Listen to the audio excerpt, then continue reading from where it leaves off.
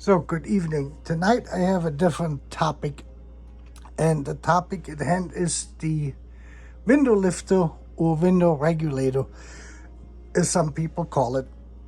Monday, a week ago, my window regulator went out. On the driver's side, of course, the most important window since you drive. And it turned out that this thing actually broke here. And now this entire thing wobbles this direction. And that plate which goes over here, that cast iron plate, was bent almost like this. So I flattened this out and then I went online.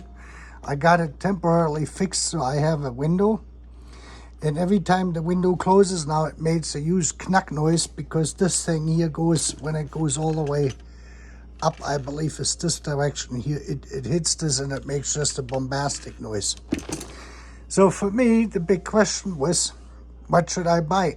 So I did both. Went to Mercedes-Benz, bought this one, $141, $138 plus $10 shipping, so $150. And Euro, $48 and $12 in shipping. And I got both of them here. And now comes the question, which one are we going to put into the car? Because if you look at them, this looks like equally good or bad, I would say. So since I'm not in the shop, I had to go into the toolbox and I got the old calipers out. This is, some of you may remember this. This is in mil. So this is 100 mil is one turn. And if we measure the main bracket here, let me see if I can do this correctly. This measures at 50. And now let's see if we can measure this thing here at the same position that would be down here. Oops. Let me see, I got this way. Yeah, I measured this here. That spring is a little bit bigger. Let's see what this measures here. And now you can see it, 30. Oops. Sorry, that was wrong. No, it's not 30.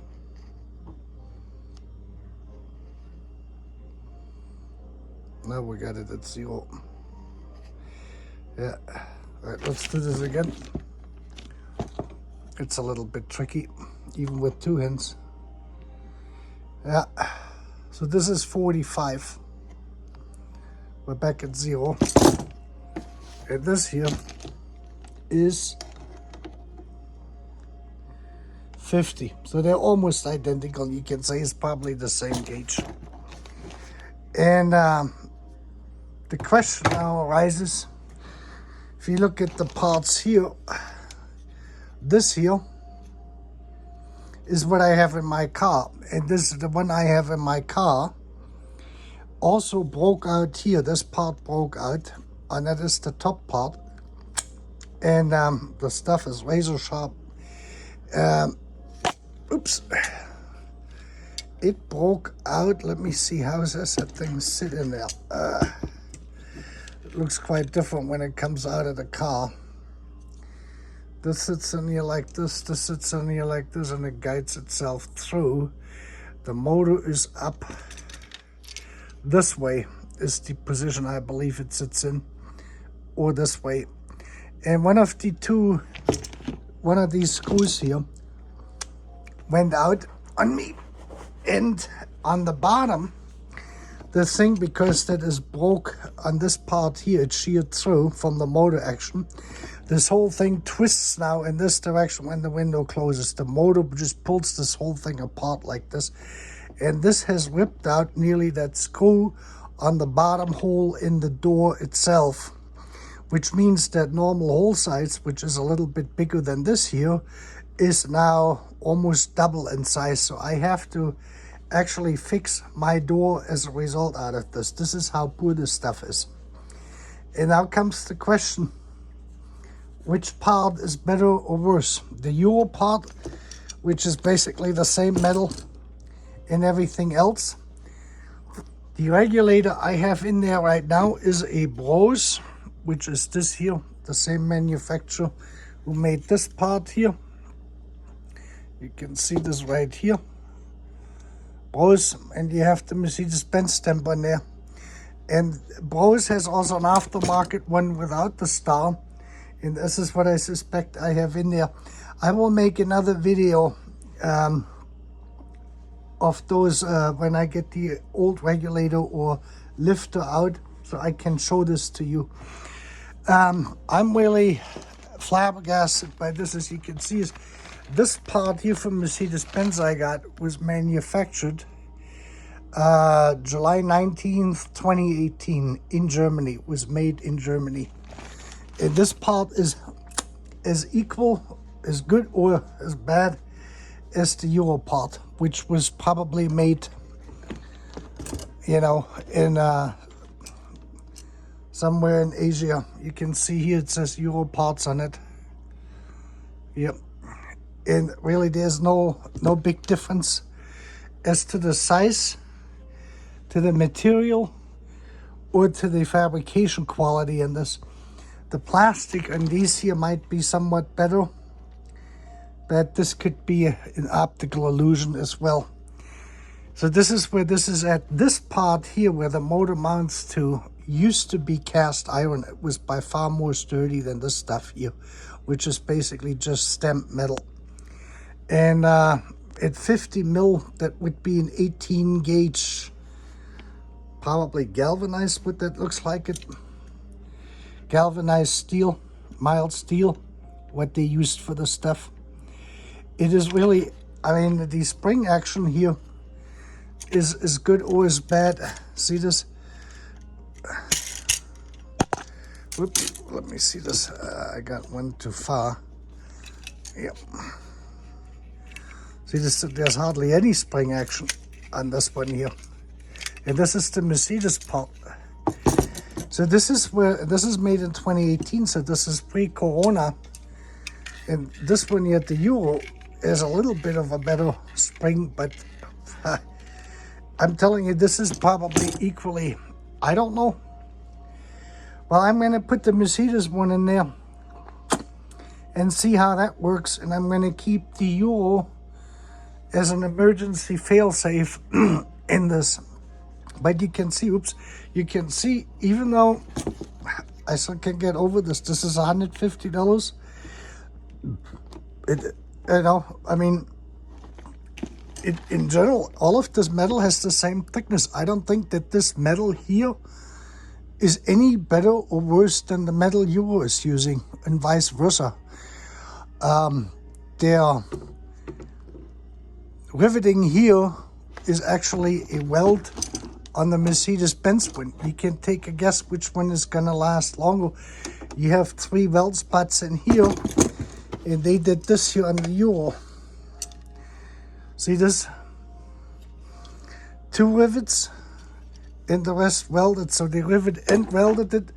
On the Benz it is only welded. So it is hard to say which one is the better one of the two. I was lucky, Mercedes-Benz had them in stock here in the United States. But this is basically where this, you know, it almost looks like they were made on the same stamping machines for that matter, because these parts are that identical. And I guess the only difference you can see here in this arm, if you put them both next to each other, is that that this has a slightly different shape than this here. But they, of course, they have the same length, fit. So this has a slightly different shape here. And this here is a different material for that guide arm, that slide arm. And but otherwise, and the same thing here is for the lower, for the back guides. This is on the Mercedes-Benz one here. Same thing. This is what you got here. We compare both of them. Let me just see. Here and here. See this, there's virtually no difference. And I have these here so I can remake them. It's pretty crude, this whole thing. You know, they're spring loaded and they push in like this. And this one here, interesting, the Mercedes-Benz one is so pushed in it doesn't even have a spring.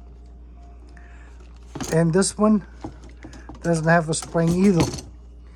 So actually the replacement part, which is spring-loaded, is better than the one which comes from the Mercedes-Benz, is on the Mercedes-Benz part than on the other one. So this whole part stuff with these kind of parts has really gone downhill. And I really don't know what to tell you. Like I said, it's with the engine parts and transmission parts, gear, axle, and all of this stuff, it's a different story. But with these parts, boy, this sure has become a nightmare. The first thing I'm probably going to do is I'm going to take this off the Mercedes-Benz one and I'm going to put the spring-loaded one in there because they work a lot better, you know. They provide a better guide than this thing, what they put on there. I'm actually speechless. And I don't know, maybe I should send the $140 one back for a refund from Mercedes-Benz and use the Euro one, which seems to be equally, like I said before, bad or good. But it is all no longer quite there. I don't know if this makes a difference, if this metal is now better than this metal. If you look at this, all of this stuff is made in China, basically. If they put on there made in Germany, I don't think so. I mean, this is just, it's a shame. It is sad to see. Well, anyway, I'm going to give you an update on what I'm going to do is when I take the other one out. And I have to think about this, what I'm going to do. Be careful with these parts, all of them. This one here, this stuff is razor sharp. They're not deburring anything.